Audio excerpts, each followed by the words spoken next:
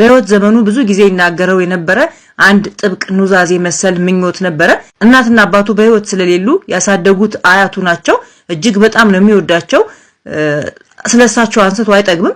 እናም ስሞት አያቴ ከተቀበረችበት አጠገብ አሌልቱ ጊዮርጊስ ቀበሩኝ ሲል ለወዳጆቹ ደጋግሞ ይናገር ነበር።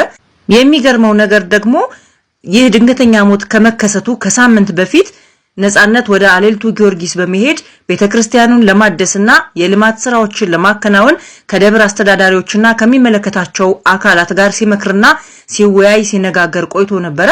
ሆኖም አያቱ ጓሮ የመተኛ ትልሙ ሳይሳካ ቀርቷል።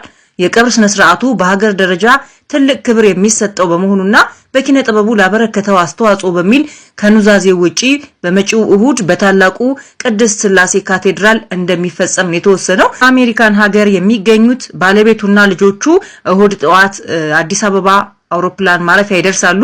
እናም እነሱ እንደገቡ ነው የቀብር ስነ ስርዓቱ በዛው ዕለት የሚከናወነው።